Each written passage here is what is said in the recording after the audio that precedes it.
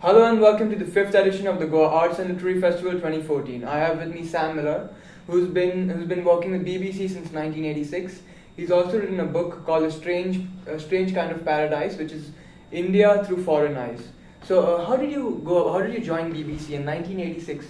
It's a long time ago now.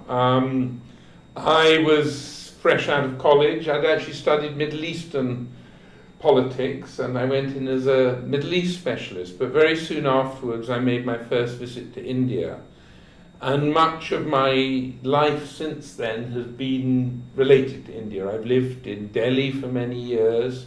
Even when I wasn't living in India, I'd come back on work several times a year, and more recently, over the last 10 years, I began writing longer form material about India, and I wrote a book about Delhi, and most recently I've written this book called A Strange Kind of Paradise, India Through Foreign Eyes. Right. You said you studied Middle Eastern politics and now you're in India.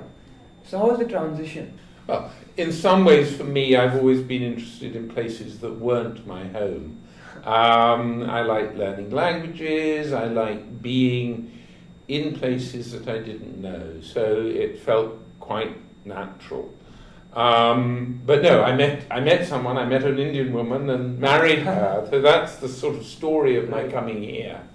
And I've been here, as I say, largely ever since. So, we'll talk a little bit more about your book, A Strange Kind of Paradise. Now, you said you've written books about different states in India, like Delhi and so on. No, I wrote one book about Delhi, and then I wrote a travel book which included everywhere, including Goa. So what's the difference between those books and A Strange Kind of Paradise? Okay, A Strange Kind of Paradise is a mixture of travel, of memoir, and of history. And it's very much trying to understand the strange and often absurd ways India has been portrayed now by foreigners and historically by foreigners. And it's also looking back over the last 25 years about how I've learned, what I've learned about India, what I've unlearned about India in some ways.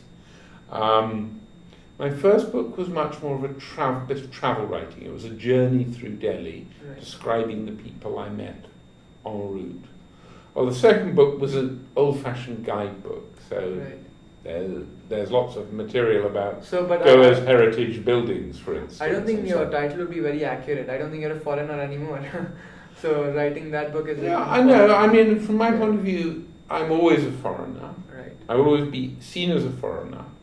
And almost however hard I try, like my Hindi isn't bad now, but that's still a surprise when people look at my face and when I speak. And often I won't tell people I understand Hindi, because then I can listen into their conversations and work out what the real price for something is or whatever. Right. So I am a foreigner here. I'm just one who's been here a very long time, and happily so. And so, is this your first time in Goa? No, I've been probably 5 or 6 times over the years, but I've never stayed for very long, never stayed for more than a week. And what about the festival? How is it? This is my first time here. Right. I only arrived yesterday, so I haven't seen much of it, but it seems very enjoyable. Lots of people who seem very interested. Have you attended any discussions? I've just been at a cookery discussion, 2 sessions on that, and before that there was a session I took part in on cities. Right. I'm very interested. I'm impressed. So I think delighted to be here. So you're a resident of India now? I am a resident of India, that's So right. what's the difference that you find between UK and India? Well, I've been in London quite a lot recently and began trying to write a book about London.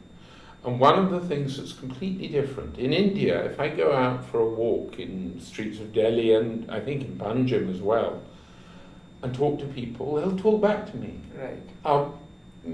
So make friends. Right. If I do that in London, people look at me as though I'm mad. It really is a very different situation. People live in much more of a kind of self-contained bubble. Right.